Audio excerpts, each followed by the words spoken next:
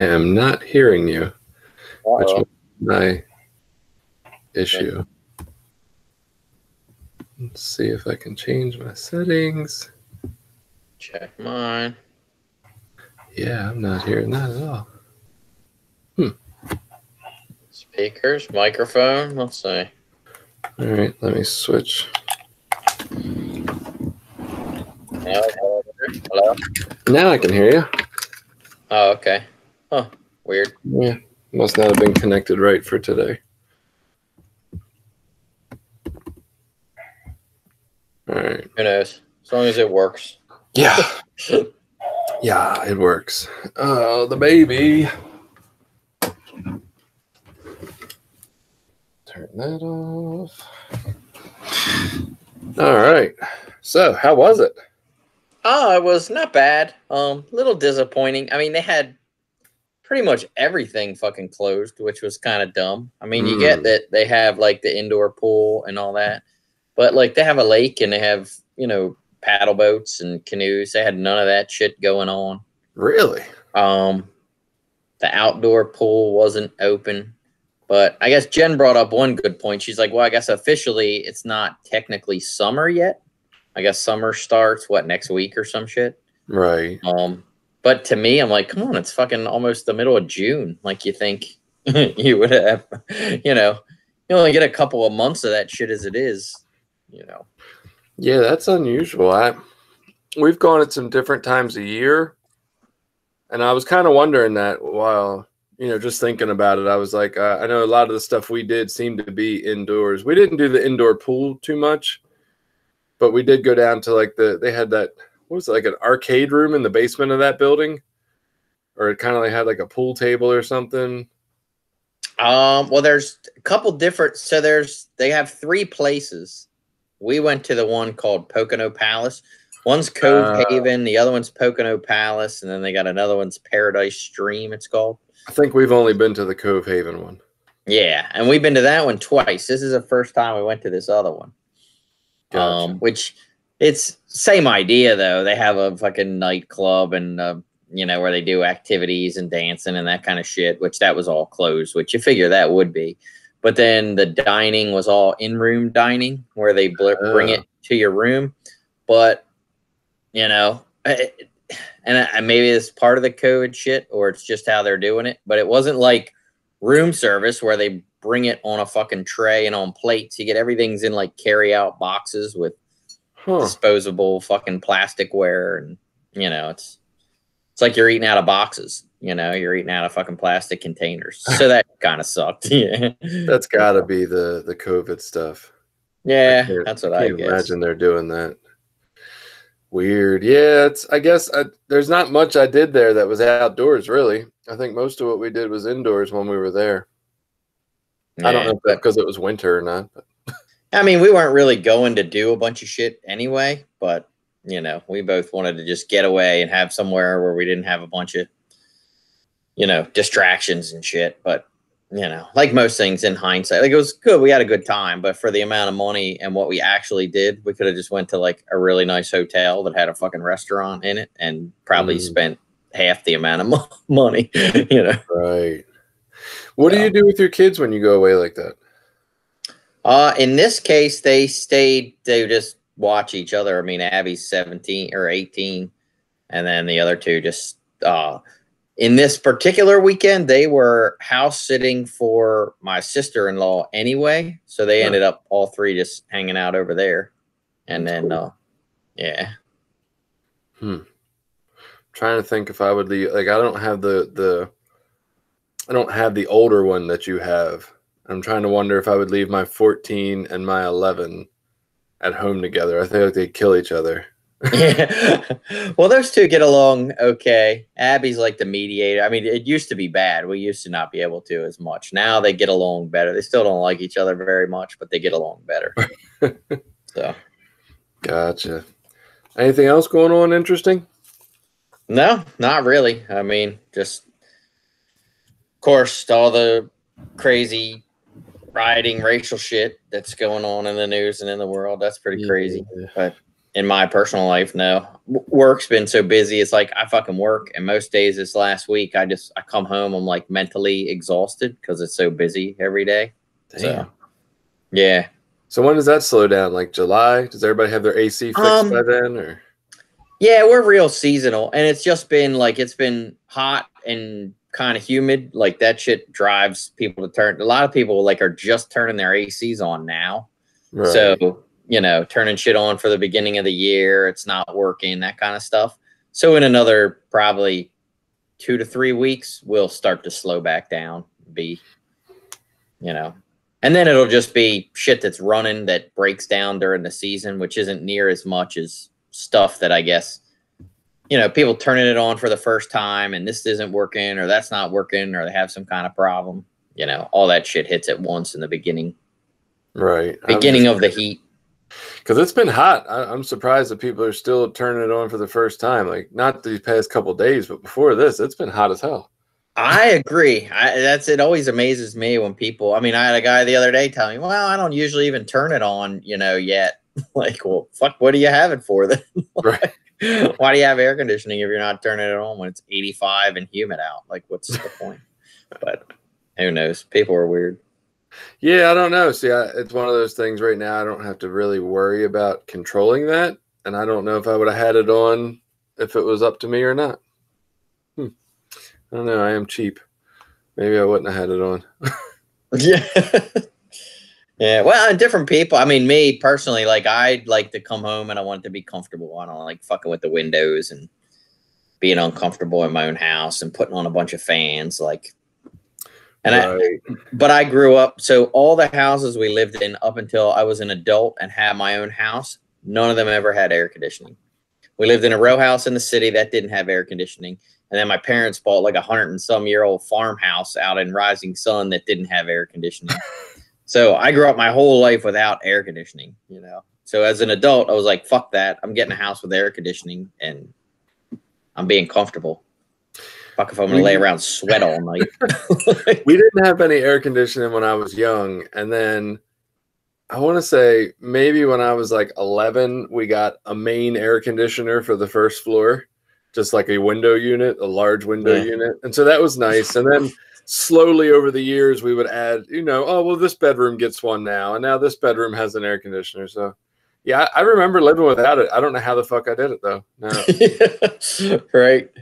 You know, it's crazy, though. I think the same stuff you do. I'm like, I don't want to like open the window and have to close it again repeatedly. But then I'm like, well, how else does it work? Like, that's how the window works. You open it when you want it open and you close it when you don't. I mean, if not, it's just always closed. And I do love a fresh breeze when when it exists. Yeah, fuck that. I'll go outside if I want to breathe. That's hilarious. You might as well just have solid windows. It'd probably be dirtier. Yep. I'm one of those people and I'm totally cool with that. Like, you know, I was like, I'll just fresh air. You go outside to get that. In my house, I want it comfortable and cool. Gotcha. You do still like the light though, right? You wouldn't want like a solid wall, would you? Oh yeah, no, I like the light. Yeah. I open the curtains, let the light in. Yeah. You could get like stained glass windows. Yeah. You could have some cool ass stained glass windows that you never have to open. Yeah. That'd be awesome. Yes, I don't know. I guess, I mean, we have a lot of comments about step 6, which is cool. We can like use up a lot of time just going over those kind of things. I don't know that there's a whole lot else unless we wanted to, after that, pick up some of the cliches. We could do that. Yeah, sorry, I'm gonna see where the microphone is on this thing. I don't even see it. Probably there. Anyway. Yeah, I mean, other than that, it's just whatever's fucking going on in the world. Like I say, my life has been fairly boring this last week. There's not really much going on. The only reason I tend to try to stay away from what's going on in the world is because I feel like that could alienate people. And not that I'm, I mean, I don't want, it's not about like pleasing everybody, but it's more like, I noticed that we can have different views on things, and I don't know. Like you said, you don't like Trump, right? And I don't want somebody to not be able to listen to a message or a conversation about recovery just because they're ticked off about the idea that they love Trump and we don't. You know what I mean? Like I don't want it to get in the way of people feeling like they can find something useful here. Not that we can't talk about some things. I'm trying to. I guess the more we do this, the more I'm realizing I'm them coronavirus conversations kind of got me like maybe I don't want to talk about all that all the time. Well, there's another. So there was something I don't know if you saw in the news recently, and it just sort of I'm going to say parallels with addiction. But there was a family over in, I believe it was Winding Brook, where they had like real bad abuse situation with the kids, burned with cigarettes and neglect and all kinds of other stuff. And so they got, arrested and charged, and turns out they're fucking drug addicts and, neglecting and abusing their kids and all this other stuff. And I guess there's been a bit of controversial comments online. Of course, Jen sees them in comments, but people like to equate like, see, that's the problem with drug addicts. Like, and it's like, well, wait a minute, drug addicts, like, because you're a drug addict, that doesn't mean you're gonna like abuse and neglect children or burn them with cigarettes. Like, that's not like a drug addict thing. That's like a fucked up person thing.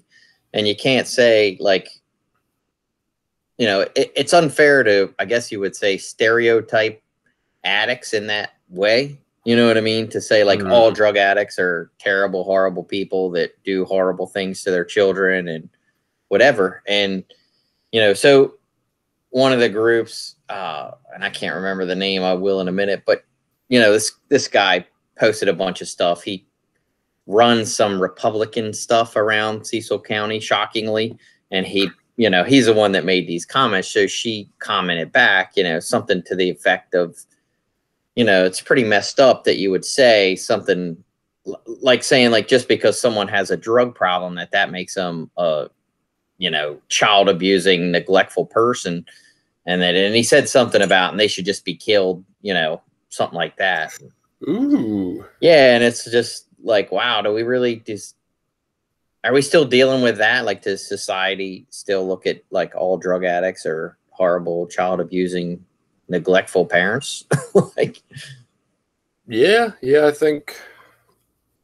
Well, and hopefully nobody ever watches our YouTube, so we can discuss a little bit of this now, and it doesn't bother them. But yeah, I think that's very much exactly what a lot of what we're seeing right now with all this racial stuff going on is that there's still a large piece, whether that's the majority or not, there's a large piece of white America that thinks, fuck black people, fuck drug addicts, fuck all these people. Let's send the military out into our streets and fucking straighten them all out.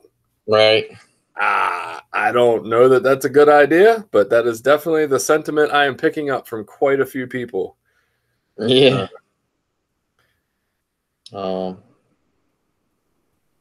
I was just looking for the article. Hold on. Cecil County crime is run by this guy, Vince Sammons, he's a piece of shit. He got a bunch of websites, Cecil County crime and Cecil County news. And it's really just him, and he uses it as like a political, Right. thing.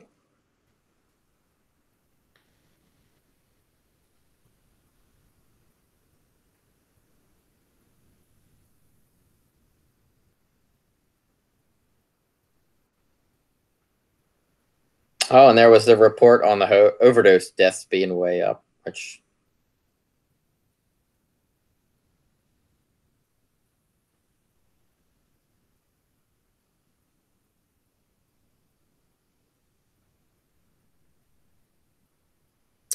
Yeah, I saw that.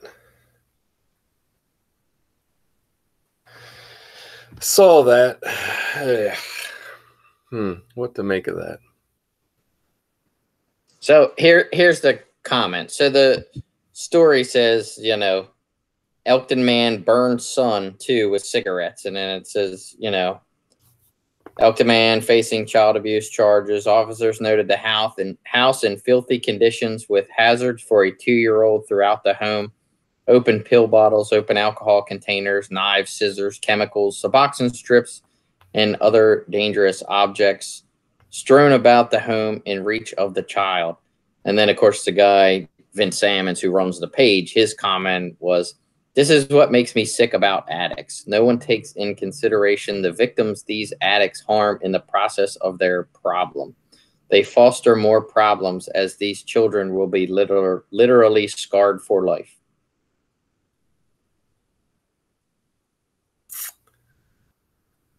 Yeah. I mean, I don't know that we're going to stop people from having that opinion. Yeah, that's probably true. You don't see a whole lot of news stories coming out saying the other way. Nobody's coming to a recovering addict's house and writing a news story about how clean it looks and how well taken care of their kids are. Yeah, right. But anyway, that's what's going on in the news in Cecil County. Mm-hmm. And then, like I say, I don't know if you saw the overdose deaths came out. That's way up because of COVID shit. But yeah, I think they said it's a 3-year high last month. I think they said there's only, since they started keeping track of the monthly totals, that's the highest it's ever been, or the highest it's been since like 1 month that happened 3 years ago when they first started keeping track. Yeah. Sad stuff. Yeah. I mean, there's a lot of people that argue that with the closed down meetings, that was doing more harm than good in that area. I don't know. I can't say I completely agree with that. But I don't have that answer, My thinking isn't all that compassionate either. It's kind of like, you need to learn to survive without those meetings. Yeah.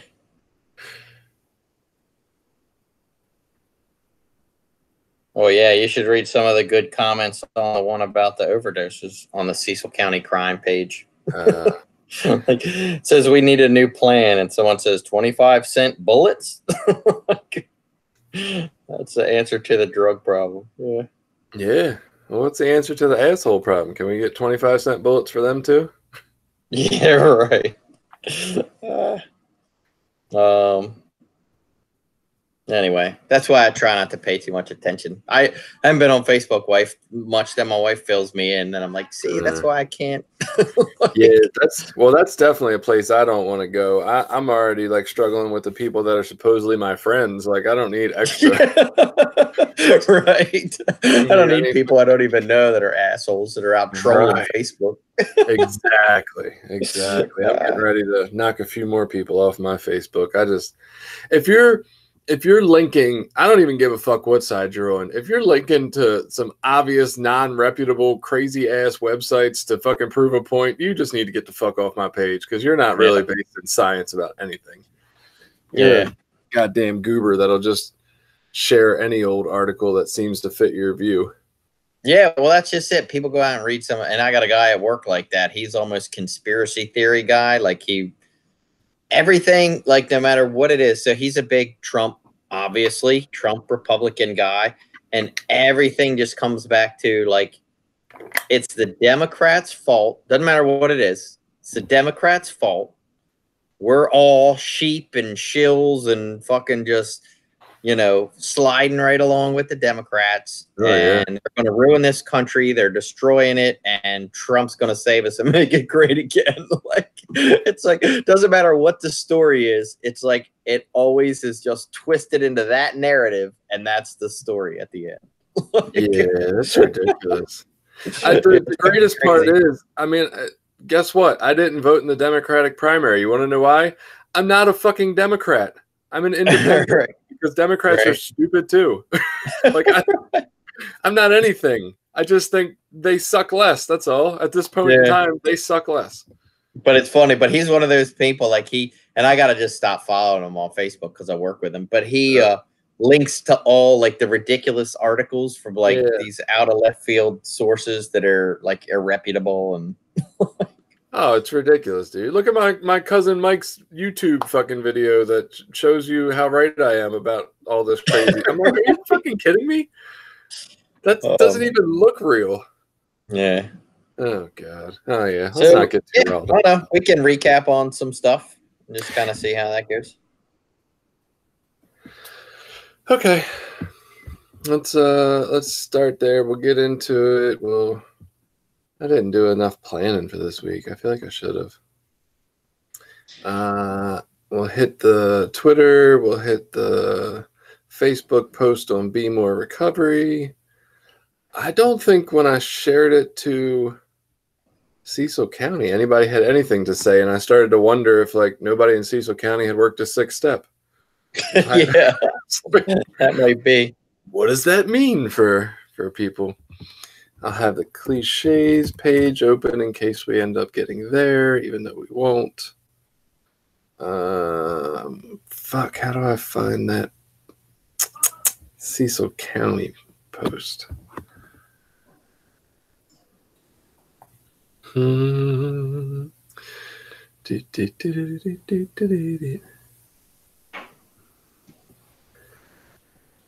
is that up the top as an announcement?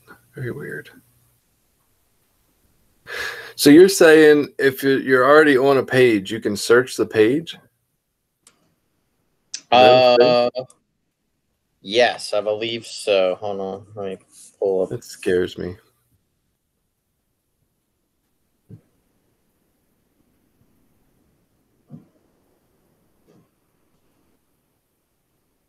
This is what I wanted to do.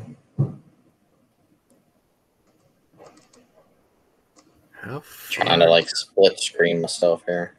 Good luck. I never have much luck with that. Okay, there's that.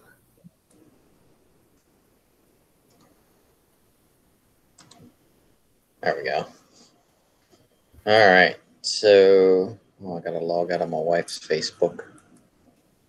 I'll just go commenting as her. I don't even see it on here.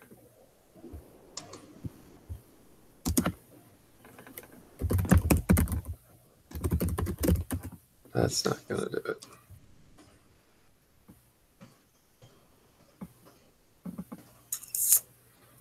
That's not going to do it. Maybe if I put my own name?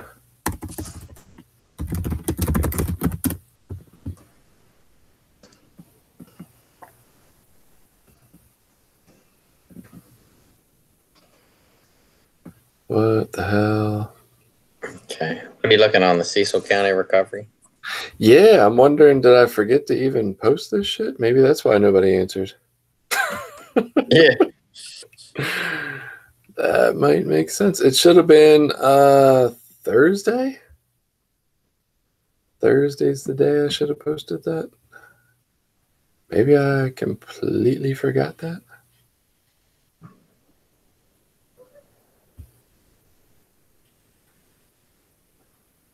I feel like a lot of people up here are part of the Be More Recovery page anyway. Yeah? Seems like it. June 14th. So this would have been like June 10th. Not yesterday. Oh my God, there's more posts than I realized. Not the 12th. Yeah, I don't think I did this. Wow. All right, maybe I'm just losing my mind. Maybe I didn't post it at all. Yeah. Huh. Well, there you go. That's why nobody answered. It's not because they haven't worked stuff. Yeah. Well, I mean, and that's interesting too. Like, I wonder, and I'm going hearsay. Did you do any of the New England meetings, like over in London, England, or any of those? Yeah, a little bit. But I meant to, Old England. yeah. I guess Jen was saying, just she was talking to some people about how like a lot of meetings over there, it seemed like they did focus a lot more on specifically narcotics. Like, you know, we call this Narcotics Anonymous, and they seem to be focused more on like the drug aspect and the narcotics part, almost like Alcoholics Anonymous would be for alcohol. And that, you know, there was just seemed to be a lot more emphasis on the drugs part of things. So, yeah. Yeah, that's weird. I mean, I only hit like one or two that were specifically NA meetings over there. Quite a few of the ones I hit in England were like what they were calling that cross recovery, just that XA, just whatever you're recovering from, come and hang out. Oh, okay. So they didn't focus on any particular thing. Yeah, I don't know. That's weird though. It's like people telling you a drug-a-log. Yeah. Yeah, that would be weird. All right. Well, I feel like we're just fucking out of sorts from it not being 9 a.m. So this is going to be strange. Yeah, right. You ready to try? Yep. All righty. Here we go.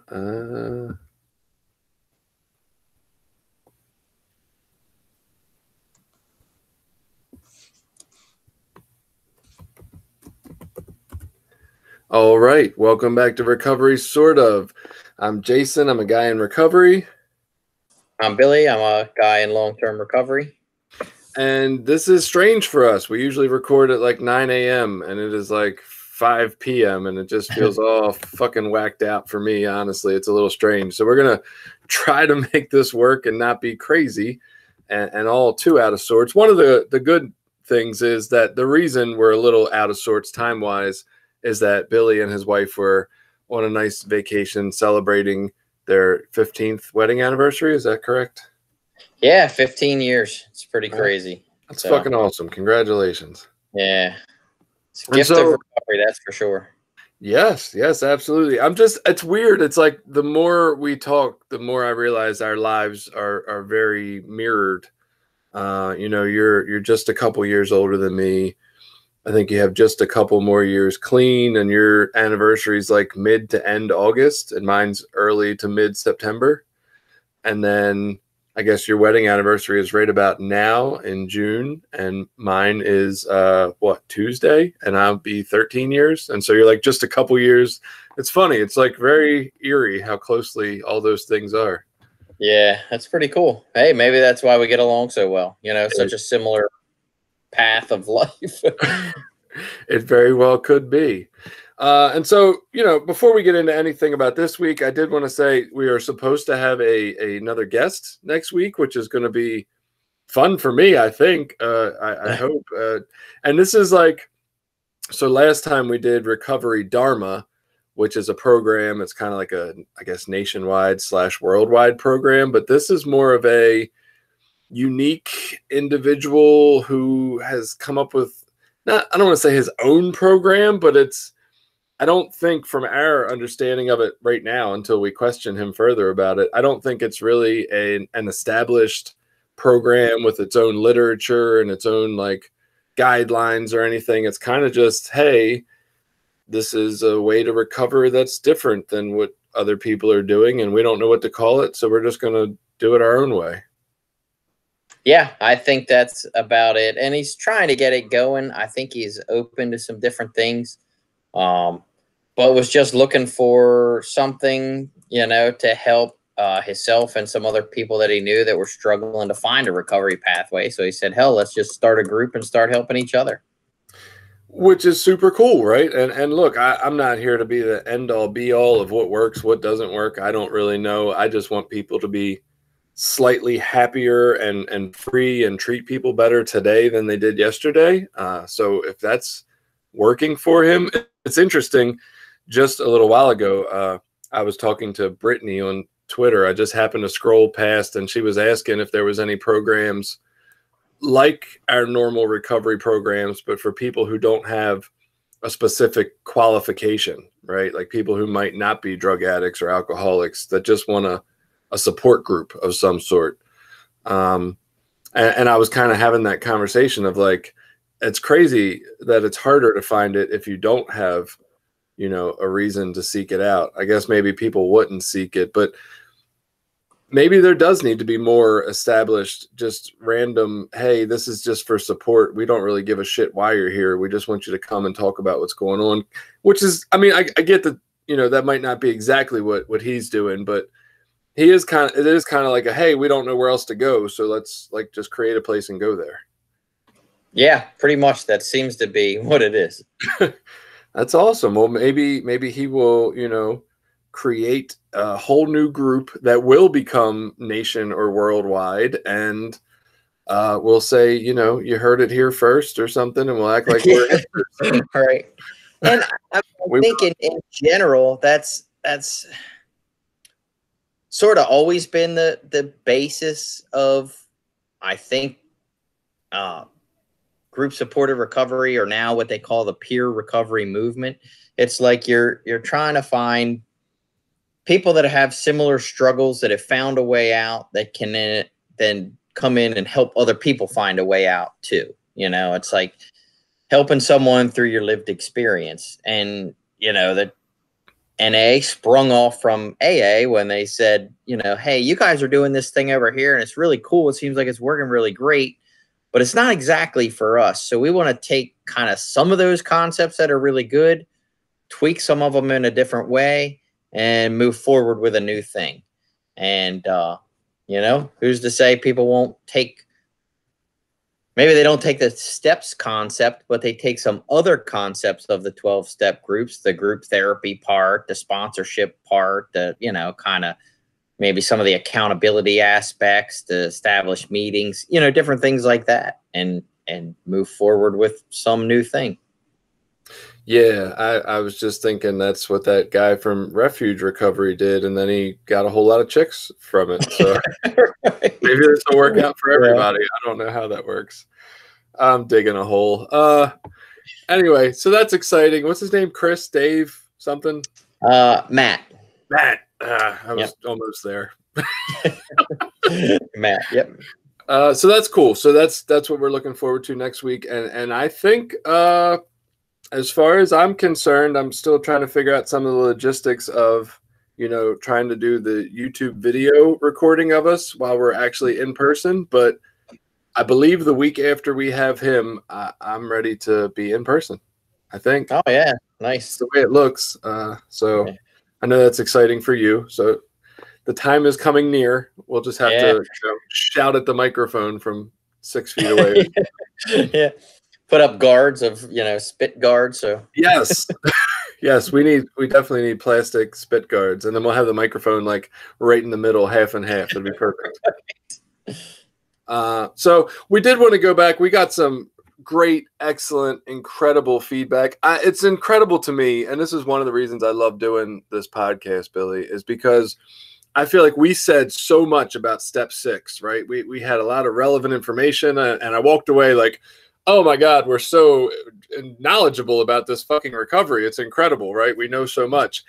And then we posted these links online, and there was so much shit we forgot. And I was like, yeah, oh my God, that's great information. How could we not mention that and totally forget it? And so just to, you know, rehash a whole lot of these comments, I appreciated everybody that contributed. And so maybe we can throw some of these out there and see what, you know, maybe some of it's helpful. Maybe you have some comments for some of it. Recovery Man on Twitter, we'll start there first. He said, it's never ending. That's what he learned about step 6. It's never ending. More things will come out over time, and you're only really ready to get rid of a defect when they've caused you enough pain. Sometimes we enjoy our defects. They're useful. However, not going to lead us to the serenity that we desire and are working for. And I thought that was a good point. I think we might have tackled a little bit of that it was never ending, but just always a good reminder that we're constantly doing this, right? There's never going to come a point where I'm just done with character defects and they're not going to pop out anymore. Yeah. And I've always looked at this whole recovery, you know, process that way. For me, it's like, it's it's a lifelong process, you know, if I want to keep getting better. I mean, obviously I can decide that I'm good enough how I am and not want to do any work. And people kind of do that all the time. So it's only a lifelong process if you do the work and want it to be, you know, like if you just decide, fuck it, I'm good the way I am and I'm not going to do it, then it's not a lifelong process for you anymore. Now, do you find, I don't know, see, I don't know if everybody experiences this the way I do. You know, my ego says, oh yeah, everybody does it the way I do it. And I doubt it. I find that I will kind of slide away from recovery practices here and there. And I'll get stuck back in my old patterns and I'll be a jerk and I'll come to a place where I'm miserable with being a jerk. And then I get back into the process again. Right. And it's kind of basically repeatedly doing that over and over and over again. Do you think other people just kind of get to a point and they're like, I'm done, and they don't ever come back, or they spend extended periods of like 10-year blocks of just being, you know, miserable jerks before they come back to the steps? Or I think all of the above or both, you know, like for some people, they drift away, you know, out of resentment or anger, and then they get to themselves and they get, you know, bitter and all the character defects creep back in. And then for, I believe, other people, I mean, maybe they find a home in you know, a religious organization, a church, or some other new spiritual practice. You know, maybe they become some sort of, you know, Buddhist, or, you know, begin some practice in that tradition that just leads them away from the 12-step fellowship, but they're still doing spiritual work. They're still working on their spiritual conditioning. So in that case, I think some people just either outgrow or just find that this isn't what works for them anymore. Well, I wasn't even thinking so much like people who leave the programs. Like that's, you know, I get that. More so, I'm just picturing some people at, you know, 20, 30, maybe even more at this point, years, and they just become like those old crotchety Muppets or something in the balcony. Like they're just constantly in the meetings being angry and bitter all the time. And I just, look, I've never been close enough to these people to know, well, maybe they are doing work and still changing. But a lot of times from where I'm sitting, which isn't that close to them, it's like, God, do you even work the fucking steps? Like, are you even working on yourself ever? Right. I've been the same douche since I got here 15 years ago. Like, what the fuck? Yeah, yeah, that's probably true too. I'm sure there are some of those. I mean, my experience, and again, being in a smaller area, though, I mean, I don't have the large number of people like a city area would in this rural community. Most of those people just stop coming. You know what I mean? Like they don't really stick around. But then, you know, I say that, and I know people that have been coming around for 20 plus years and haven't even worked all 12 steps. So I sometimes I try to figure it, like, I don't know what they're doing here exactly. I don't know what, you know, I'm not really sure. Interesting.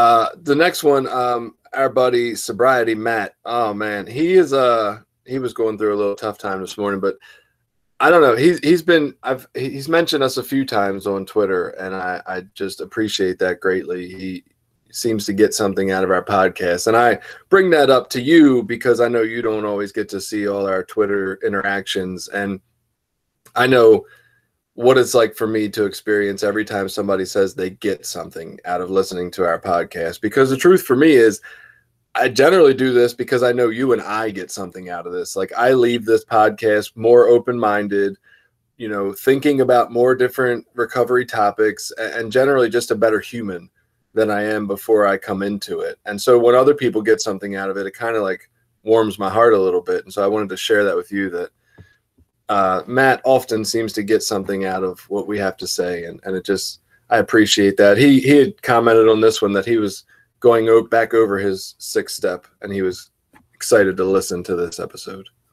Yeah, well, that's awesome. And, you know, it is pretty cool. I've actually made more of an effort to go back and try to read comments and things because almost the same reason you said. It's like I realize now you know, I can go back through and read and get some really good input or really good fresh looks or fresh ideas on things that I hadn't really seen or just need reminded of. You know, sometimes you hear things and they kind of gloss on by, and then you go back and hear them again later, and it's like, wow, that sounds so profound. Like, I know I've heard that before, but it just didn't seem to hit, you know, like it does now at this stage in my life. Right. And that's often how it feels, like reading the comments or hearing what people have to say. So Yeah, he got a kick out of you saying that "It Is What It Is" was the atheist version of "Let Go and Let God." So the share peer specialist on Twitter said, "Still not sure if I'm entirely ready. Some little part of me is holding back." I wasn't sure if that was a confession,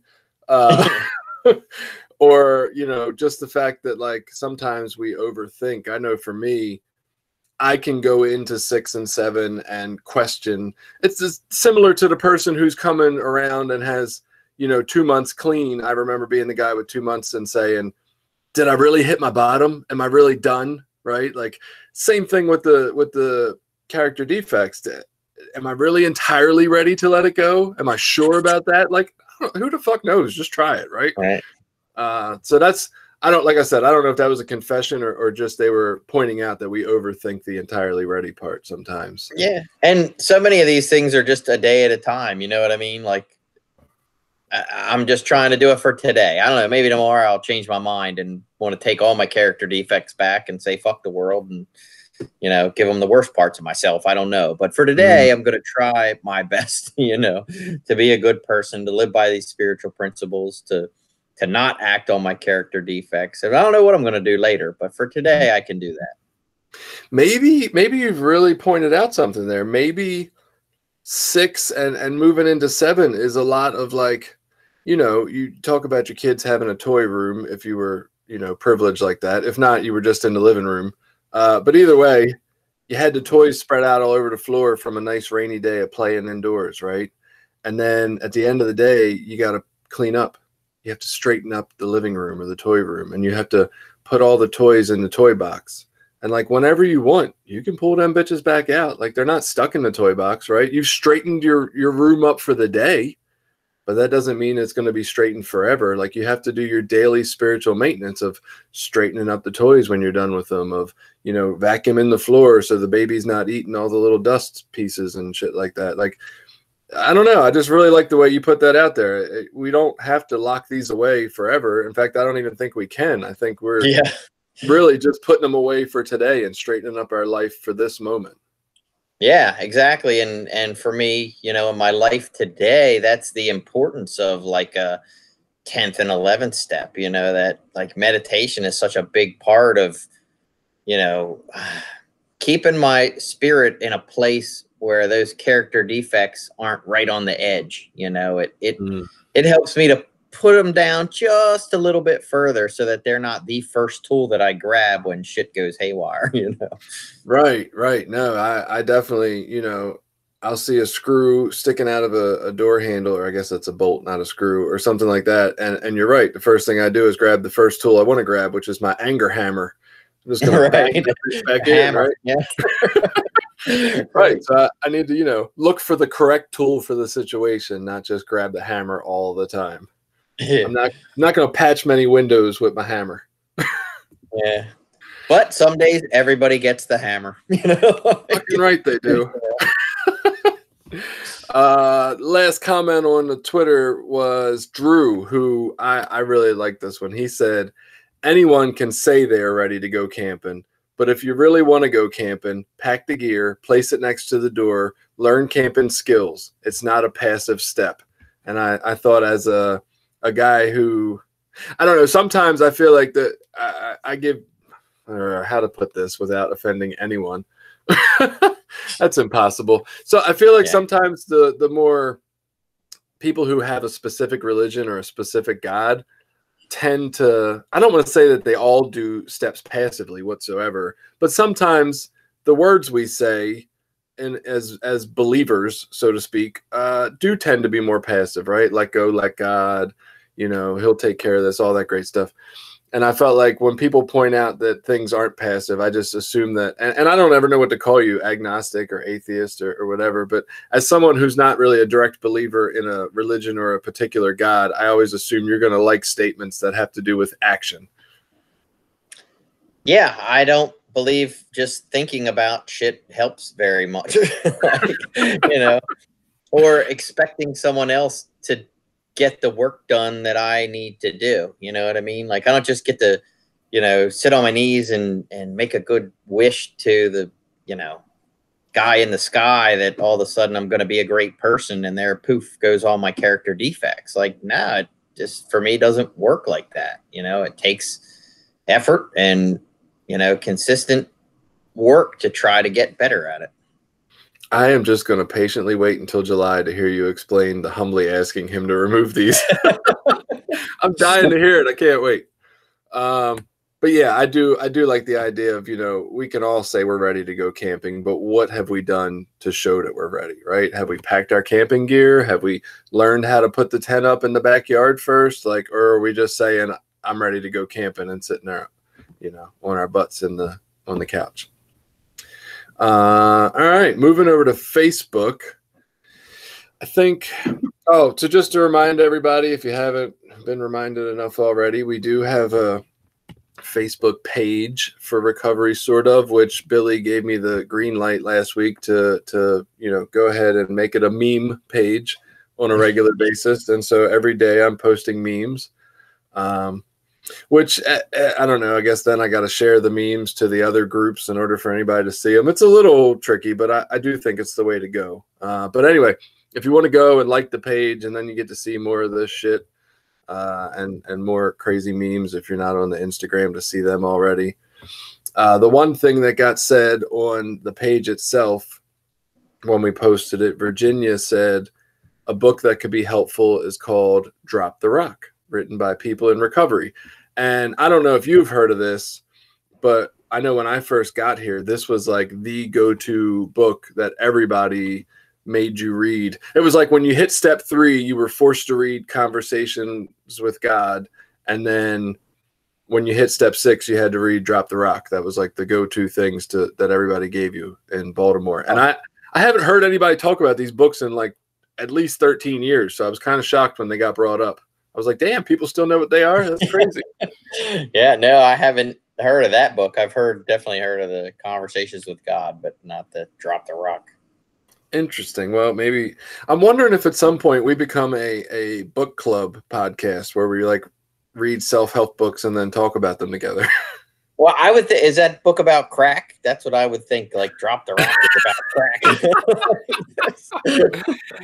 You know, it's probably a dual meaning. It was probably written by like former crackheads that also.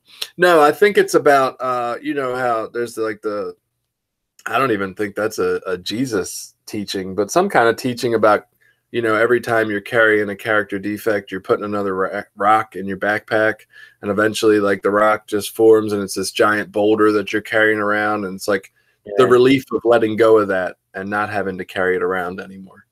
Yeah. And I don't know where it came from. I know in NA, it's one of the Just for Today daily meditations. I mean, I'm sure it came from somewhere else, but that's where I've heard that, what you're talking about. So I gotcha. Yeah. So I don't know. Maybe at some point we'll have like a, God, I want to say we do like a show a month on a book, but that's a quick read of a book. I don't know if I'm doing it that quick. And then, you know, we shared in our favorite group, our largest group at least, but the group we definitely get the most reaction in. So Caroline said she learned, and so I guess to put this out there, the question was, what did you learn working step 6? Like, what was your big takeaway of your experience? And that's kind of how I asked people to try to get their take on it. And so Caroline said that she learned empathy and compassion for others. And I kind of like tried to dig into that a little bit. And, you know, what she got to was that she realized in step 6 that everybody has issues they're struggling with. And I kind of think that's important. Like, I don't know if we talked a lot about that last week, but I do think through the process of me realizing that I had all these things going on, excuse me, it became easier to see that other people might look at situations differently than me because they have a whole host of other things going on, right? In the present and in the past. And what I mean by that is, like, you and I could go and witness the same thing, happen in front of us, a car accident, right? And it might affect you entirely differently based on whatever's going on in your life today. You might be stressed at work, whereas I'm not, or you might be, going through a struggle with one of your kids and I'm not. Like, anything can affect that. And I need to be more understanding and compassionate that other people are allowed to have their experience and their issues that they're struggling with.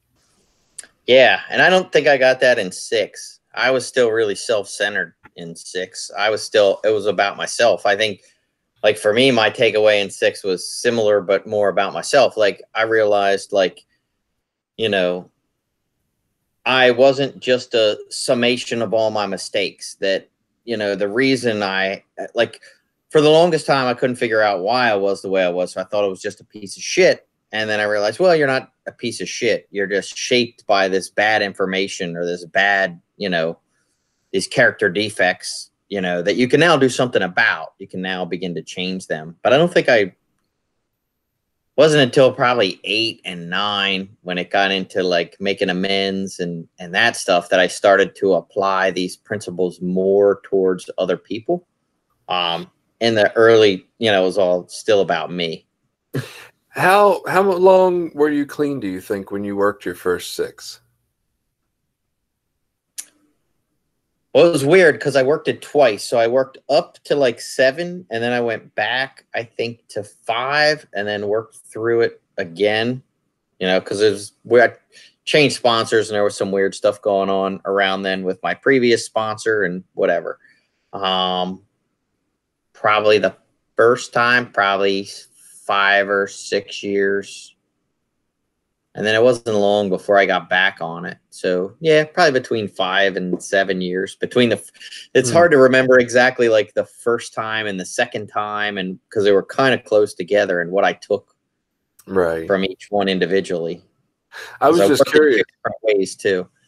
I want to say mine was probably around that same time frame, maybe a little before that, or maybe a little after. I can't even remember at this point. I was just wondering. I was like, man, maybe he worked his, like, 6 in, year, like, early after his first anniversary or something. And maybe I was trying to figure out if that affected it. No, I was just a self-centered person for a very long time. This newfound concern for others is, like, from this decade, not. I gotcha. Well, no, I mean, look, I feel like I can identify with what Caroline's saying. Like, I was so caught up in everything that went wrong in my life was somebody else's mistake that step 6 was, like, eye-opening, like, oh shit, I fuck up too. Right. So I was like, damn, maybe I got to be easier on people when they fuck up. Right. That didn't necessarily change a whole lot about the way I handled life, but I did have the observation, right? Like, I still was kind of a dick after that, but I at least had that one glimpse of, like, oh, damn, maybe I need to not be so harsh to people. Yeah. And I guess, see, like, for me personally, like, I felt like all I was a fuck up and a mistake. I mean, when I looked at my life, it felt like, and I used to use this analogy a lot, like, it felt like up until I found recovery, everything that came up in my life, when you got to that fork in the road where it's like you could go to the right and do good, or you could go to the left and do bad, like, I always chose the wrong path. You know what I mean? I always went the wrong path. Even when I didn't mean to, even when it wasn't, conscious choice. It's like I just always made the worst decision. It's kind of how I felt about myself. Gotcha. Yeah, I mean, I don't know that mine was too far off of that thinking. I just had the opposite reaction. It was the egomaniac with the inferiority complex. It was like, yeah. I assumed I was a huge fuck up, but I was trying to cover that up by acting perfect. So we were probably feeling the same thing, just had different reactions to it. Yeah. And this is a perfect example of, like, what we talked about with character defects. Because, like, similarly, I felt that way, but what I did was try to, like, overachieve at everything, not so that I could you know, only to try to make myself feel as good as anyone else. Like I had to do something 3 times better than you to even feel equal to you. You know what I mean? Like it was that similar, you know, inferiority thing, but just manifest in a different way. That's funny because I had such anxiety that I just didn't try anything. Like if I wasn't already great at it, I wasn't even trying. Like, that's stupid. Oh, you're great at golf? Yeah, that's because golf's stupid. Oh man, let's pause here and hit our voices ad, and then we'll come right back and hit some more of these great comments.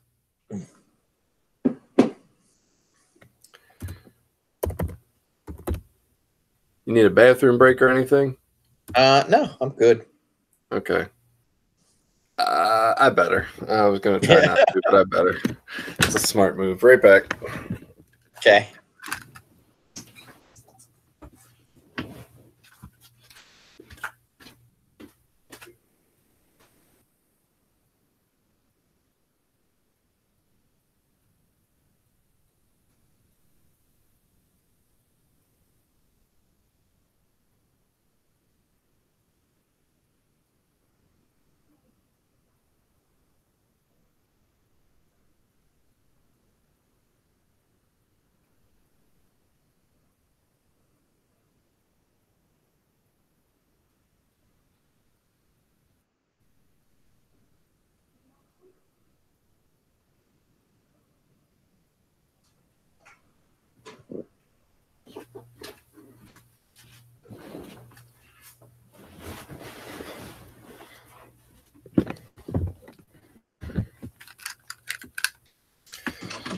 Alrighty.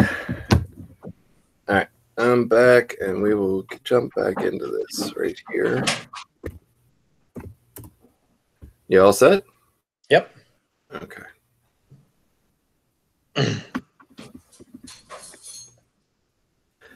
All right, we're back, and we'll continue on with these comments. So Trisha said, I learned that I have many, many defects of character, but I also have assets as well. And I question that. I don't know, and I haven't looked at our 6th step in a while, but I did question, and I never got a response. I wasn't trying to offend her, but I was just like, I asked if that was in step 6. Like, I don't remember writing about assets in step 6. And it is, at least in the step working guide. It is in there, section on, writing about your assets.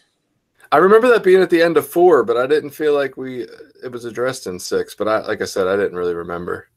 It would make sense if it was. Who wants to dwell on just all the negative? But it caught me off guard. I was like, damn, I don't remember that part.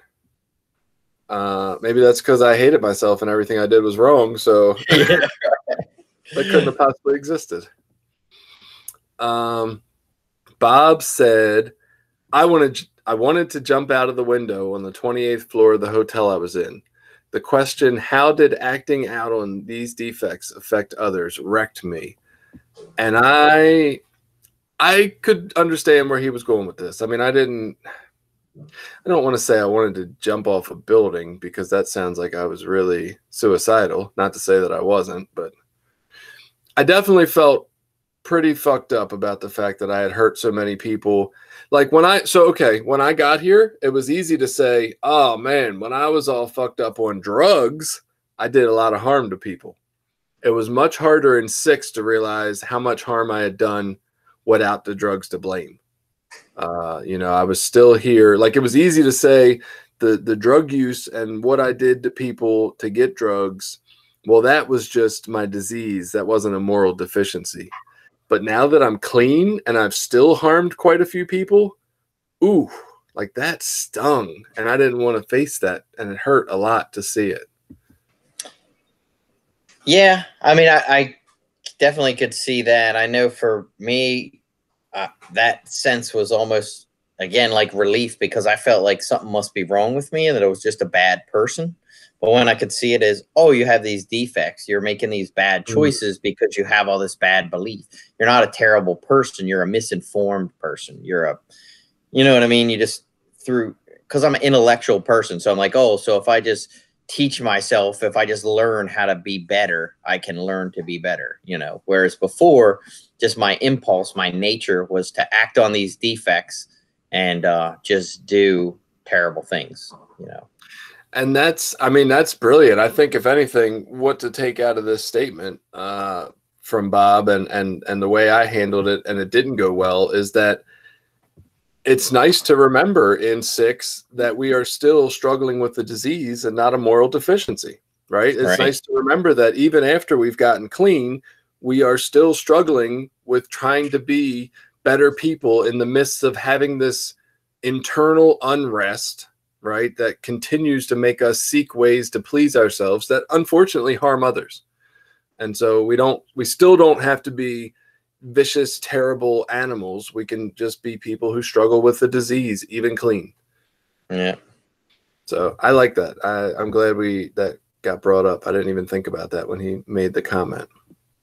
Rick says, this step is of willingness. Willingness is the spiritual principle of step 6, spiritual direction. Yeah, I get that. It's funny. I don't ever think of willingness as the step 6 spiritual principle, but he was, I don't know, he was big. He was into a religion, and we talked a little bit about that.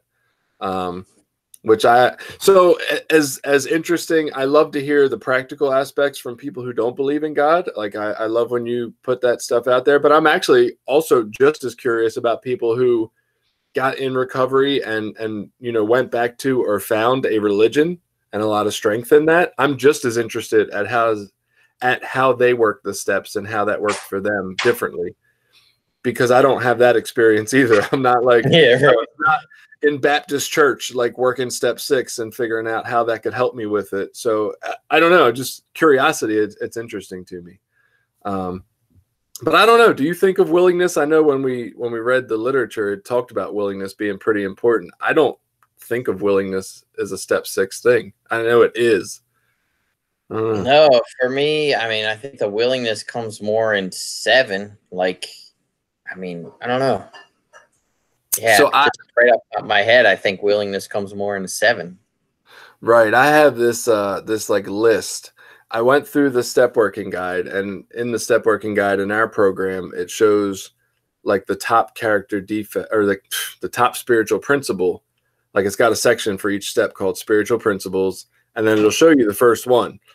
And so I made a list of the 12 steps and wrote down the first one for each one, unless the first one had already been covered, right? And so I believe step 2 is willingness, or no, 3. Step 3 is willingness. And so when I got to 6, even if it said willingness was first, oh, he's left the meeting.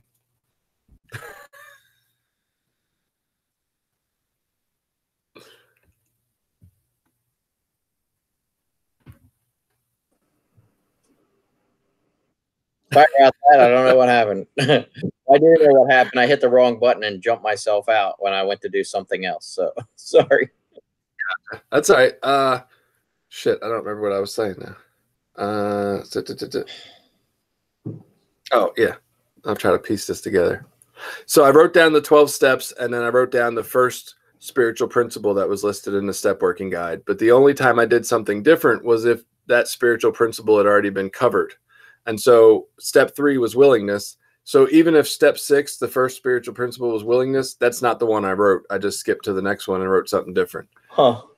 So I think perseverance, maybe that's 6, perseverance, and I don't know, something like that. But yeah, I guess willingness is there. It's just not what I think of. I'm not thinking, I guess you have to be willing to write your character defects and look at yourself. Yeah. Hey, hold on one second. I'll tell you, because I have a book right here. I was like, I know I have a step working guide somewhere right around here. I can look in like 3 seconds. Okay.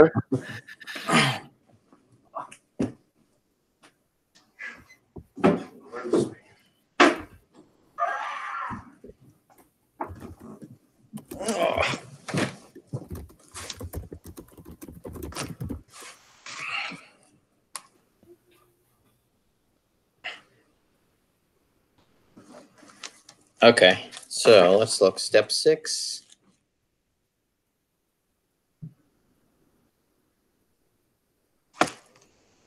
And then Um,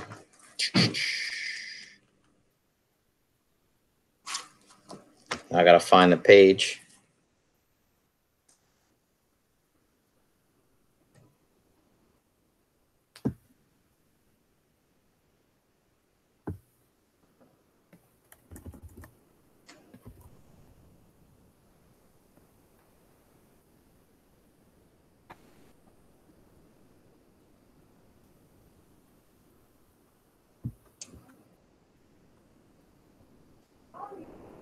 Yeah, it says commitment and perseverance, willingness, Yes. faith, and trust, and self-acceptance.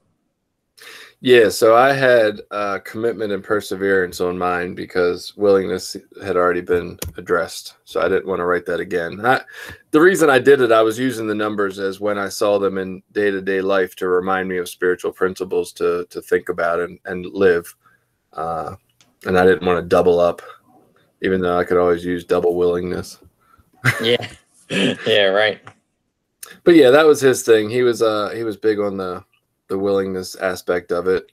So then we come to Rachel, who had a good point that I don't know how the hell we forgot it, but just maybe not so much that we forgot it. We didn't really put it out there the way she did. She said her biggest takeaway was when she's not maintaining her spiritual condition, and when she stops paying attention, they come right back. They're just like the disease. They're never really gone, just arrested.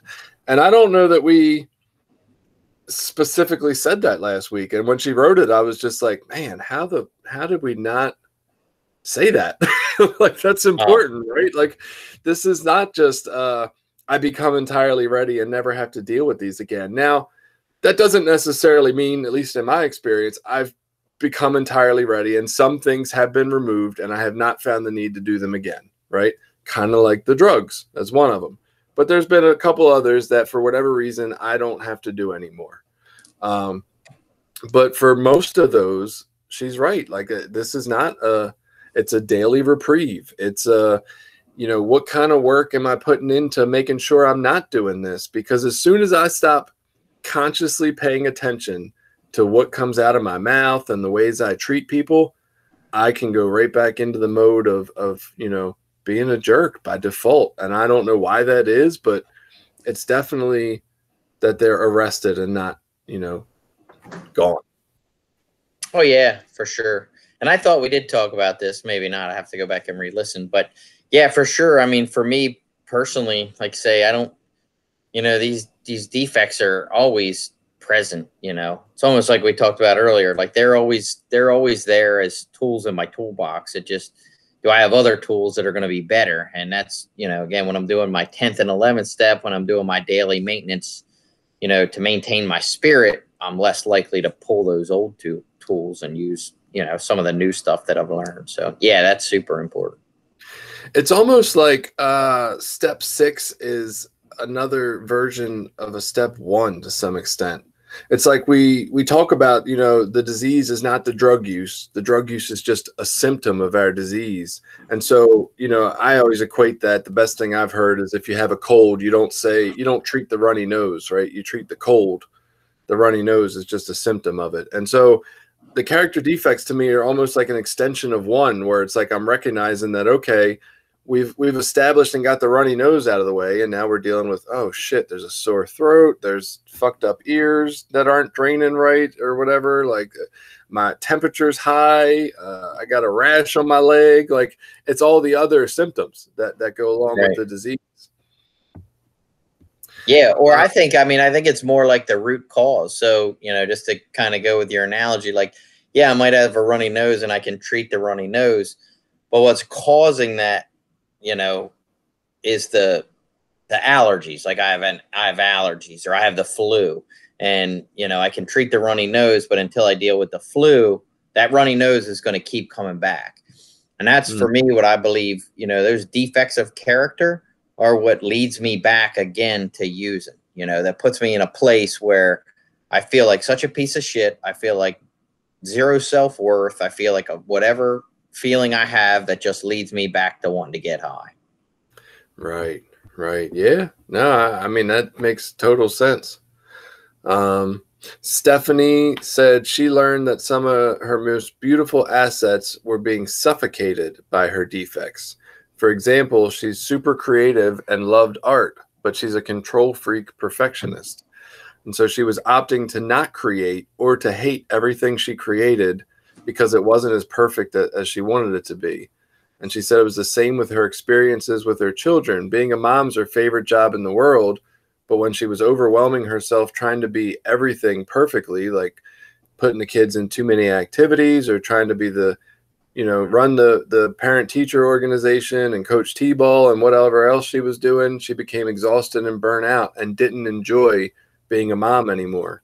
And so a big part of her step 6 was understanding that she needed to come back down to a more humanistic role. Like the perfectionism is okay to an extent, but the blown out of proportion way that we do it makes her life unmanageable and miserable all over again. And so I don't know. I thought that was interesting that she realized that it was like, not only were these defects blown out of proportion, but it was ruining and like kind of like the weeds choking out the pretty flowers in your garden, right? Like it's not only that they're there making the garden unattractive because there is weeds, but it's also that the weeds are choking out the good stuff. Yeah, and it's interesting because they do talk about that in some of our literature, that our character defects are overblown assets. Talks about that in the step working guide. But I like the way that she puts it a little better, because I don't always know that it words it in a way there that makes it seem like, no, these assets can be really positive things in your life if you can just reel them back a little bit. They're beautiful, but you tend to take them too far, or I tend to take them too far and they become defects. Yeah, it was a nice little, story she gave for sure.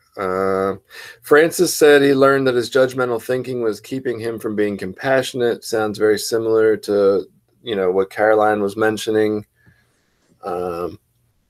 Michael said that he was just as powerless over his defects as he was over drugs or alcohol. Was entirely ready to have God remove. He learned character defects are demons. His job was to get ready to have God remove them. Man, sometimes like autocorrect, it makes it really hard to figure out what the hell is going on here. Yeah. Oh, so he was trying to say he had to do his part as well. So if he wanted God to remove like lust, he had to get rid of lustful things. Like you can't keep your closet full of pornography collection if you're trying to like, it's not a good idea to tempt ourselves with paraphernalia for drugs. Like it's probably also not a good idea to, keep the ways you act on your character defects around if you're truly trying to be rid of them. Right. Yeah, makes sense. And then we actually had an interesting conversation. He told a story about a farmer planted a field of good seed, and then a jealous neighbor contaminated the field with bad seeds with weeds. And they both started to blossom together. And the farmhands asked what to do. And the owner of the field said, leave them grow together until harvest time. Then we'll separate them. We'll destroy the bad and keep the good. And so I was kind of trying to figure that out a little. I don't know. It reminded me kind of the throwing the baby out with the bathwater saying. Like you can't get rid of the bad all the time without also throwing out the good. Like if you'd have just said, oh, there's some weeds in this garden, fuck it, just burn it all. Like you lose all the good part of the crops too. And so you kind of have to just deal. I don't know where I was going with that really. I was hoping you would take over and I could shut up. Yeah, I don't quite get. That story sounds to me like a Bible parable, and I was trying to remember the Bible parable, and I can't remember what it is. But anyway, so yeah, I kind of got lost in that, trying to remember. I think that comes from the Bible. Yeah, I think it does too. It kind of made some sense. I do like the idea that we shouldn't just throw ourselves away or chalk ourselves up to failures just because there's some bad parts. I think we're trained as society, and definitely as people like us, we're trained to see only the bad parts of us.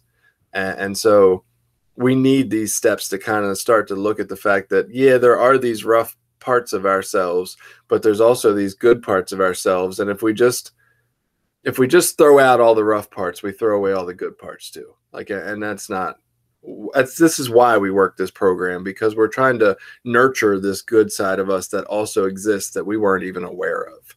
And in doing that, we can't just throw ourselves away. We need to, like, look at some of these negative parts and try to fix them to the best of our ability and let the positive pieces shine through. Yeah, and like these a lot of our character defects, they're coping mechanisms for life. Doesn't I mean they're not good coping mechanisms, but they're still coping mechanisms. And if that's all we have, and then we just try to stop doing them, then we leave ourselves sort of defenseless and with nothing. It takes some time to learn positive, healthy, better alternatives to what we know.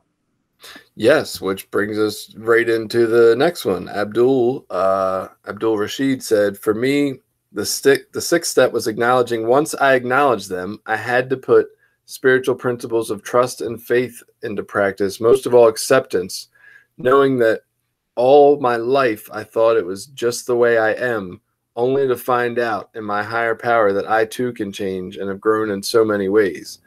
And I love that. It's just the idea. I agree. I thought, and I think we did kind of talk about this a little bit, I thought I was just stuck that way. Like, there was just nothing you could do. You're born with your personality, and maybe your parents give you some of it, but then you're stuck. And if you're an asshole, well, you're just an asshole. Bad luck for you, right? Maybe next life. And so it was nice to realize that, like, hey, now that I see this stuff, there's actually something that can be done about it. Like, I can try to do something new. Kind of like you said, once you realize that there was the option to maybe apply a spiritual principle instead, it was like a freeing kind of feeling. Yeah, definitely. And like say, I knew, like, there was a part of me that knew, like, I wasn't a bad person. It wasn't like I liked to hurt people or like to cause all this harm that I was causing. It just seemed to be the result, of my actions. And I couldn't figure out how to stop, like I said, I felt powerless over, reacting to life the way that I did, because that's all I knew. And I didn't know any other better ways. So say we never had a sixth step, right? Say we did 1, 2, 3. We were powerless over our drugs or our alcohol or whatever we're powerless over. And, maybe we can be restored to sanity. And let me just try not to control the outcomes and fight life, right? I can't, he can, let him, whatever you want to say, the first 3. I'm just trying to picture this for a normal person, because I don't feel like the general everyday average person takes their inventory. I don't feel like they ever look at themselves and say, is it possible that something I do throughout the day is not the way I'd like to do it? Is it possible I'm being an absolute dickhead at work during my regular day-to-day life? Is it possible that me imposing my views on people's Facebook comments it's just really shitty of me to do that, right? Like, is it possible I'm not allowing others to have their opinions and me to have mine? I don't think people take this kind of inventory of themselves. And so I'm picturing, like, without us doing a 6, like, do we ever even realize that something isn't quite right with us? Do we ever realize that at all? So I like to think, and this gets outside of, this is not a 12-step maybe or representative of Narcotics Anonymous view. This is just my view.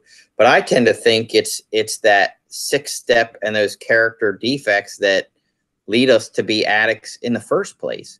You got to be a pretty fucked up person, and you got to think pretty low of yourself to go back time and time again to using drugs and killing yourself. You know what I mean? Like, healthy people don't make those choices. Healthy people recognize, like, oh shit, this is having tremendously devastating effects in my life. This is causing me to do a bunch of shit that I don't like. It's causing me to steal from people I love.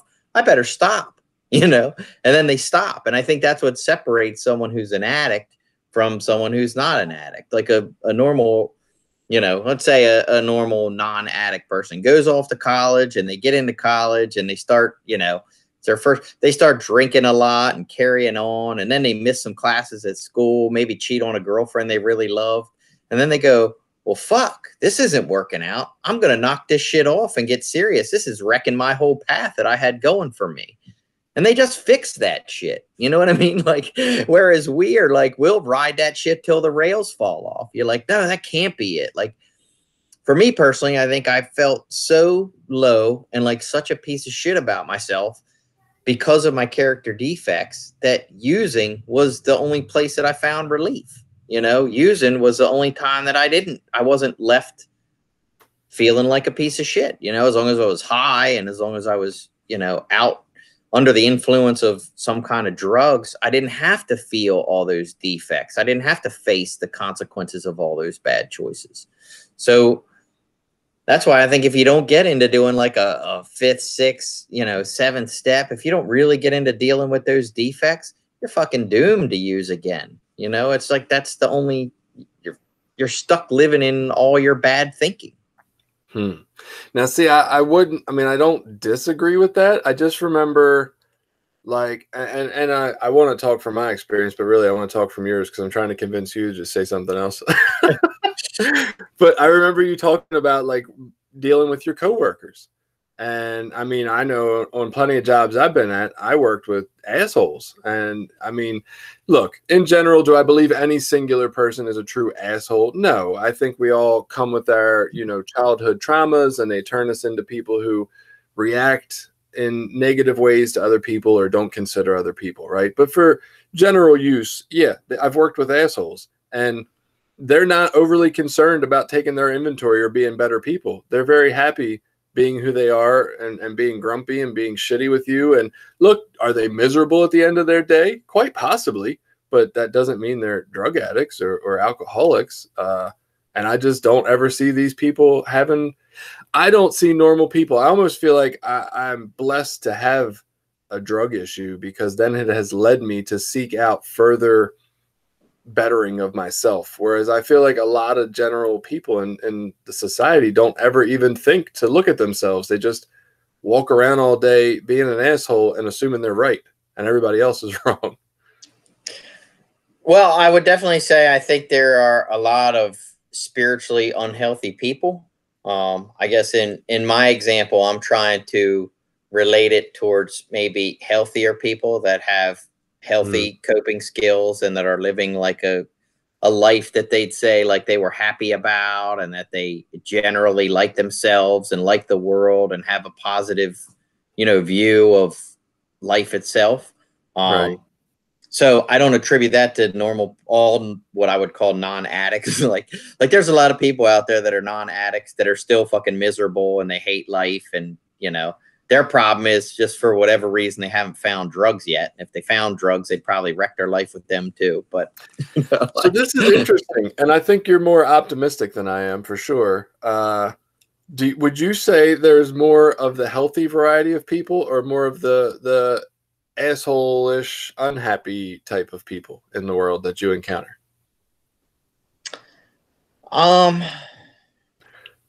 That sounds like 50-50. Yeah, I would say that in general, people don't want to be miserable, unhappy people. There are a lot of them, but I don't think they want to be that way. I think they're sort of stuck in their own bad thinking and own misinformation. You know what I mean? They're stuck being sold the bill of goods that society tells us, like, oh, go out and get the job and make the money and buy the house and get more stuff and then you'll be happy, you know, and you know, make sure you got the right shoes and the right fucking car. And, you know, if you keep up with this trend and that trend, then you'll have lots of friends and things will be good. And I think a lot of people fall into that trap. So they're not happy and they can't figure out why. But I don't think that's because they're bad people or because they have, you know, bad intentions.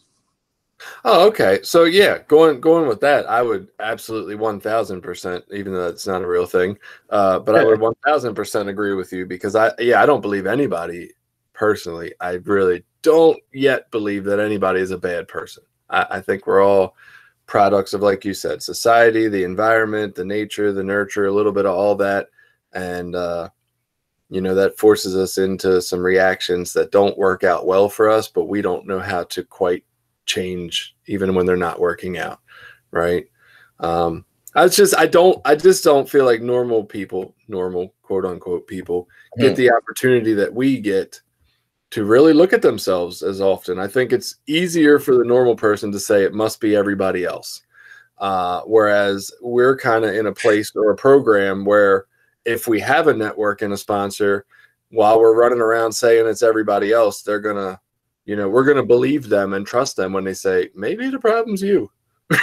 Yeah, right. Thank God. Yeah, I would agree. I mean, I definitely think a lot of people could benefit from some self-reflection and some, honest self-appraisal of their life. I would say the difference for addicts is that without the help of a power greater than ourselves, we're not capable of that. Whereas I think maybe some normal people, if they would just, again, normal, what the hell does that mean? But some non-addicts might be able to sit down if they were to take the time and do a little bit of meditation and self-reflection, they could probably pick out some of the errors in their life pretty easily. But that could be a naive assessment. I've never done counseling or therapy with normal people, so I don't know. Yeah, I don't know. It's a skewed view when you're doing therapy with people because you're not meeting what we would quote unquote say the normal person, right? You're meeting people who want to do something about their problem, which isn't everybody. So you're only meeting a very subsidized, piece of the population. Yeah, but that's why partisan politics and shit works so well nowadays. It's like you get to pick a team and you get to be right and they get to be assholes and wrong. And you know what I mean? Like, that's why all that stuff sells so well. Right. That's crazy. Yeah. Cheryl says that she learned in her step 6 that she's no better than anyone else. They're arrested and not gone, and she can revert back at any time if not vigilant, which is very much in line with what I loved about Rachel's statement. That this is just, we're not better than anybody, no matter, I don't know. I don't, when I'm in a good place, I'm not better than anybody else, right? I'm not going to sit here and act like I don't think it from time to time, but I'm offended when people do think that other people are less than. We talked a little bit before we got on here about some of the views of people in our county have about drug addicts or things like that, about those people being less than.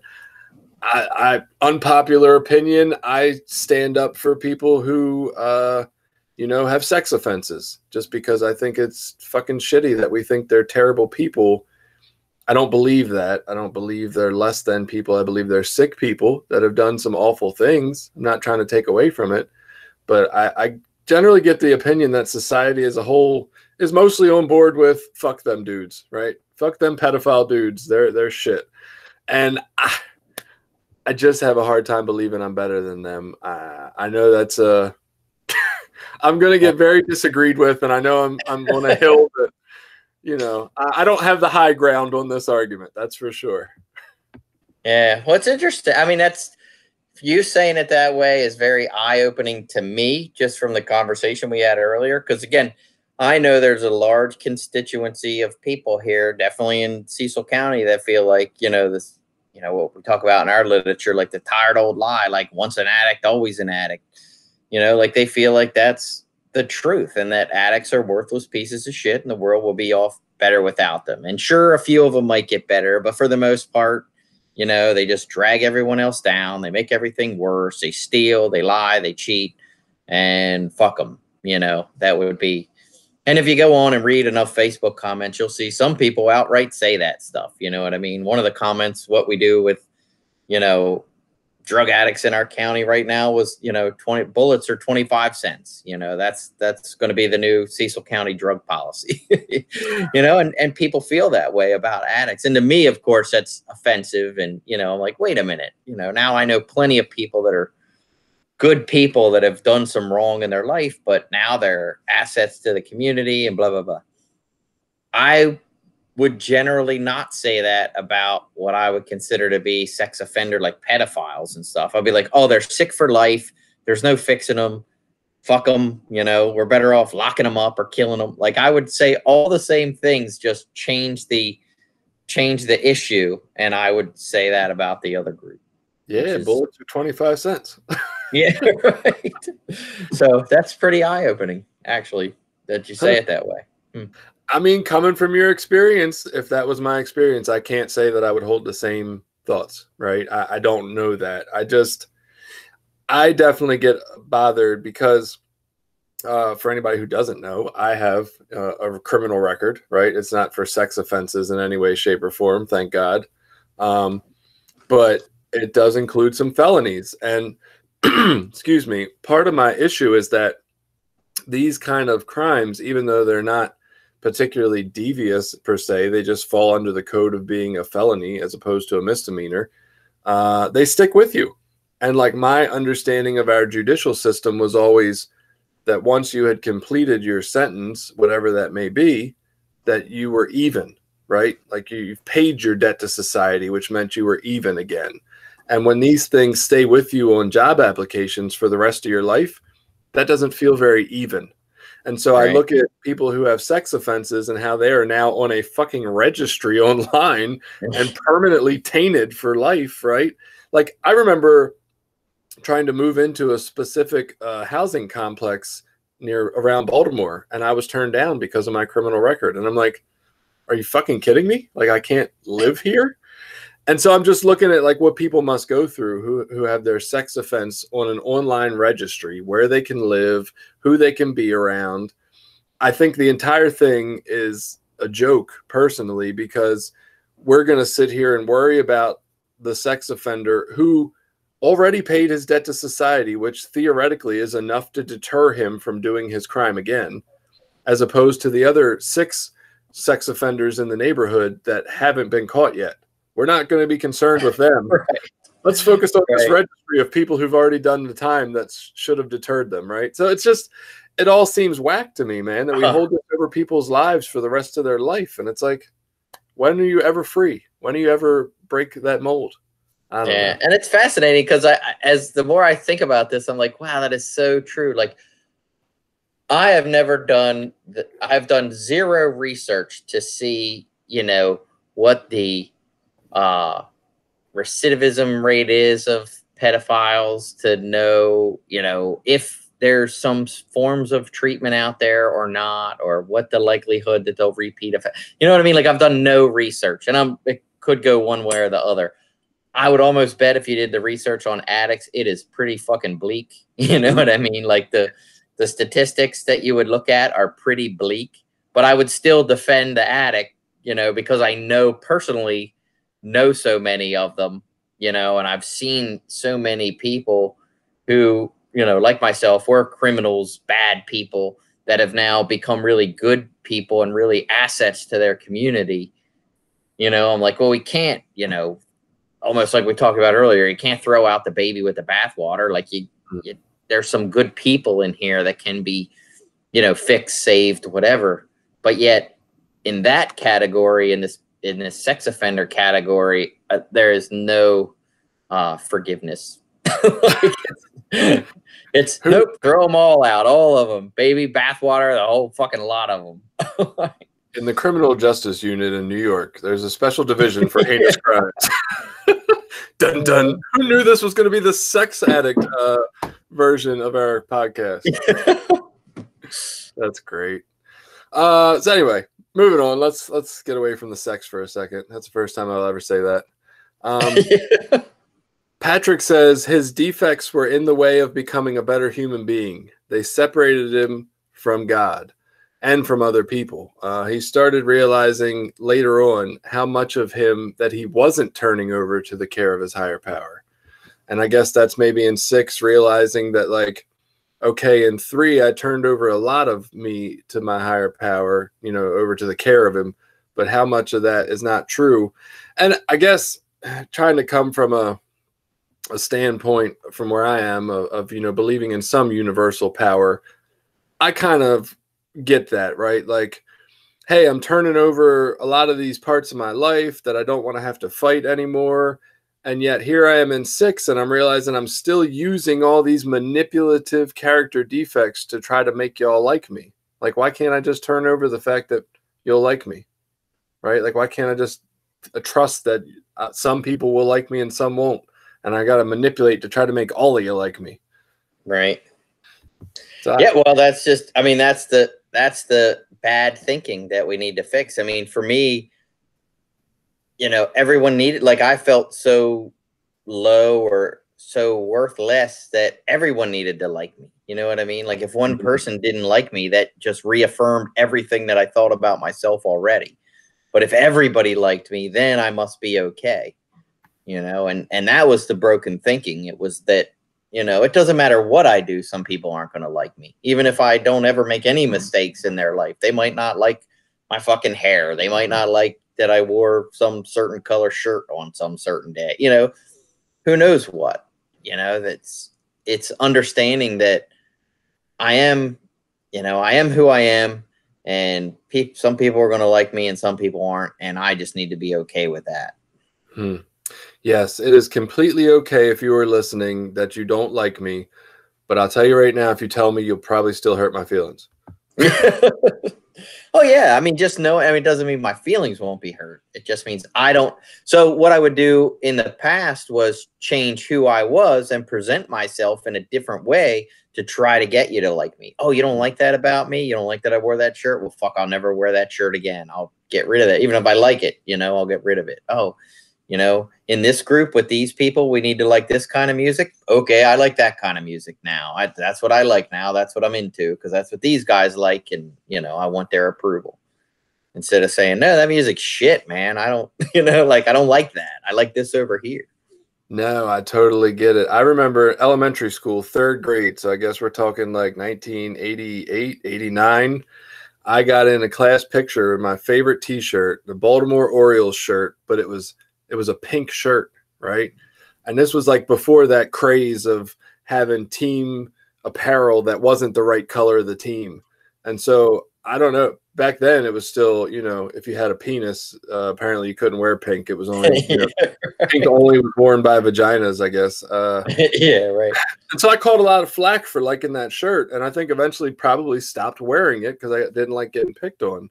And I wanted to be liked by these people, you know, and then come to find out I was just a fucking hipster because like 8 years later, that was what everybody did, was wore pink fucking hats with their team on it. I was like, you bastards. But no, I agree. There could be, you know, 100 people in a room and 99 of them love me. And I just completely ignore that and focus on the one person who doesn't, because I need every last person to like me. It's just not enough if not.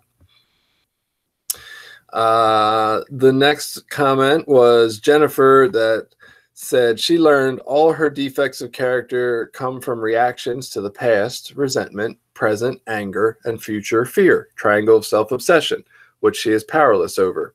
She can practice the spiritual opposites, acceptance, love, and faith, and stay in position for God to remove her shortcomings.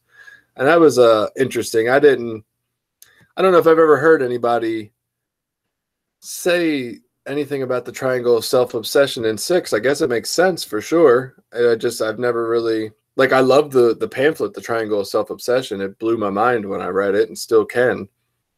But I didn't realize that all the defects come from reactions to that. But I'd be hard pressed to argue that. Yeah, and I mean, I remember my first sponsor telling me, you know, that all of our defects come from self-centered fear. You know, that all of our defects come from a fear of something. And, you know, if we figure out what that, and it's all self-centered fears. And if we can get to the root of that, you know, that will help sort of work through some of those defects. And I think that's what, you know, where she ties it in with the triangle of self-obsession. I think that's a similar idea. Yeah, so, and to follow that up, the last comment here is James, who says he learned he only has one true defect. He's completely self-centered. All the other things I see as defects and shortcomings are just manifestations of my all-encompassing self-centeredness, which is very much in line with what he must have got sponsored by that same guy. Yep. And so, yeah, I guess I kind of sort of believe a similar thing. You know, all the defects come from some kind of fear. That's a very Buddhist belief. It's weird. You always hear the 12 steps come from a Christianity-based program, but that's very Buddhist to think that basically we're ultimately at the core of everything, we're scared of dying. right? We're scared of accepting the fact that death is part of life. We look at it as an ending instead of just another piece of it, right? And so it's very zen to just become comfortable in the fact that death is as much a part of life as birth, and we should be just as easy to, exist with all of that, and blah blah blah blah. Like, I don't understand completely all of it.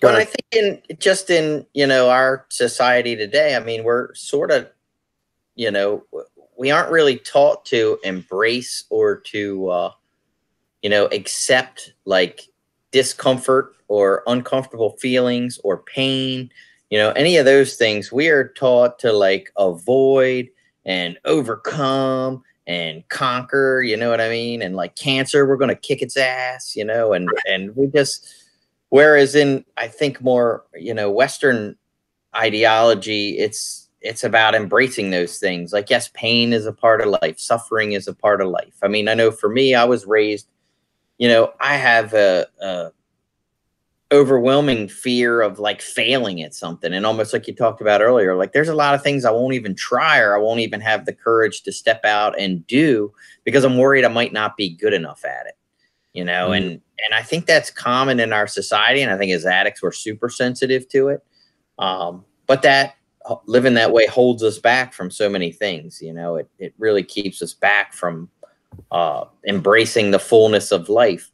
And the reason we have fear is because no one wants to feel bad feelings. No one wants to be hurt or feel sad or, be disappointed. So we just get in a mode of where, reacting to life is trying to avoid those things like the plague.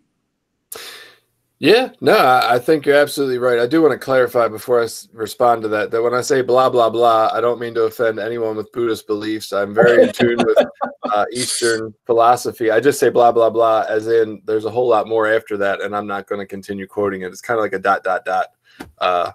So that was all I meant. It wasn't to be offensive as if it was all Charlie Brown speak. I truly believe in a lot of it. It's great. But I think it talks to, speaks to what Billy was saying exactly, which is that we don't face these things. We don't embrace sadness as part of life. We don't embrace pain or discomfort as part of life. And I think we limit our existence really when we do that. Like, yeah, are we limiting our pain? Sure, probably. We're probably distracting ourselves with enough Netflix and, smartphone games and text messages to not feel it hurt as much. But I think the level to which we halt our hurt, the needle can't go further than that the other direction either. And so if we've never had any deep pain, we've probably also never experienced any really deep, fulfilling joy either.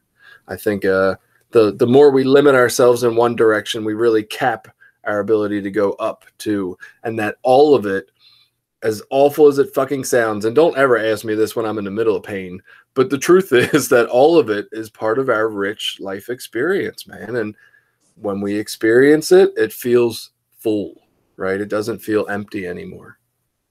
Yeah. And I think, early on, I remember learning in recovery that, life isn't always about, feeling like great, wonderful, overwhelming joy all the time. Like, that's what I thought life was supposed to be. Like, it was only good if I was at the extreme of happy all the time.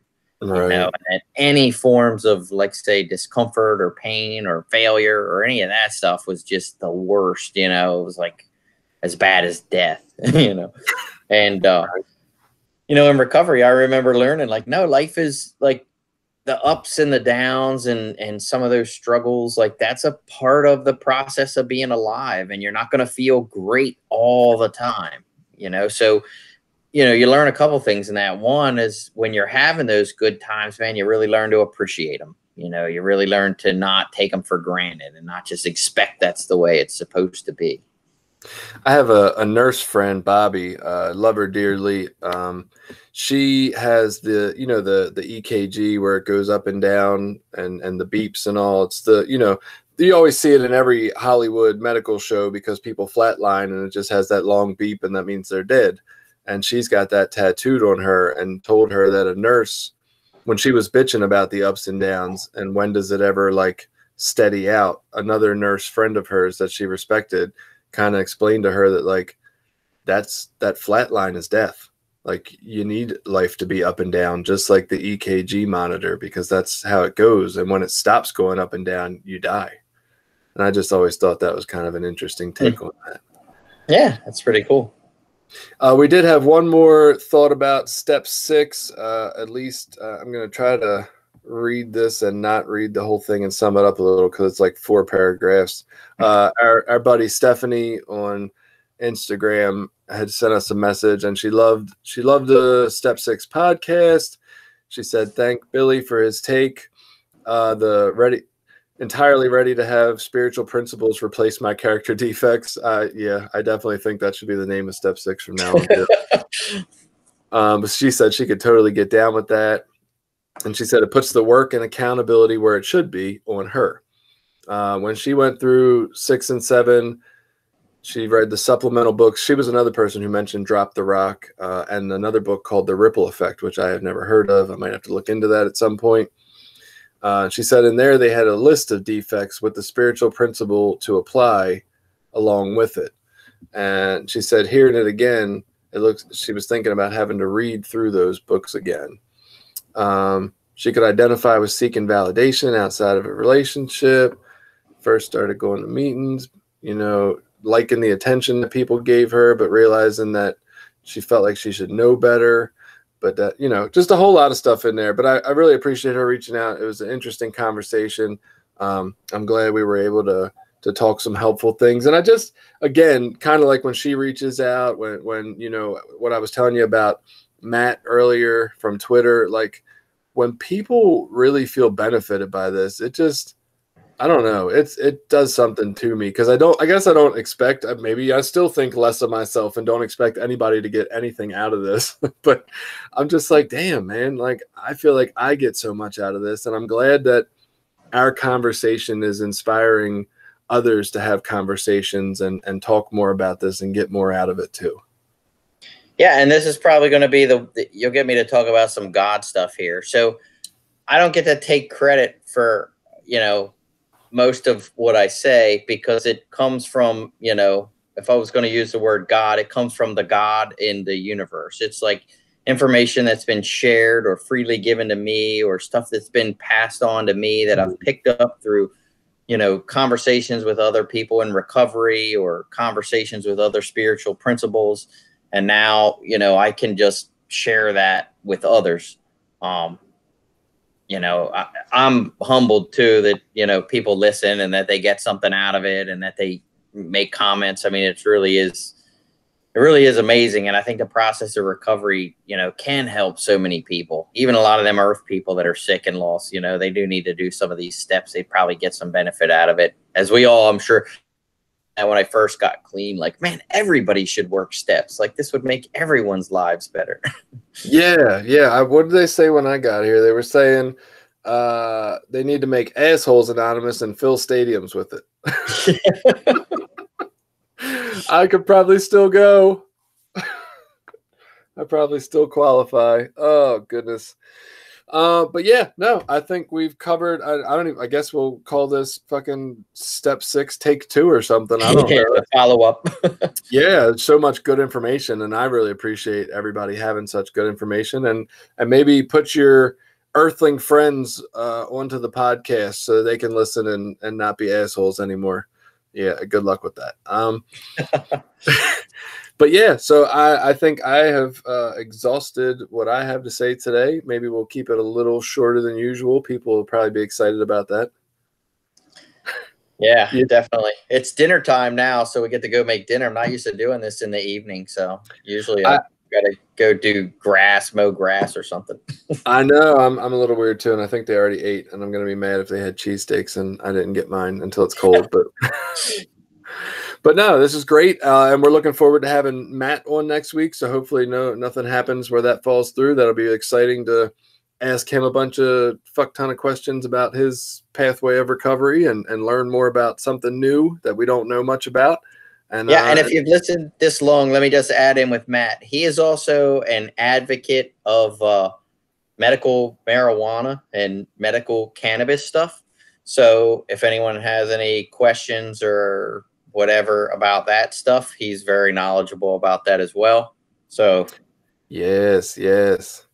So give us all your questions, and we'll put this out there. And we hope to see you in our discussions online. So find us on Facebook, Instagram, Twitter. Link up with us. Tell us all your comments so we can learn from you as well. And we'll see y'all soon.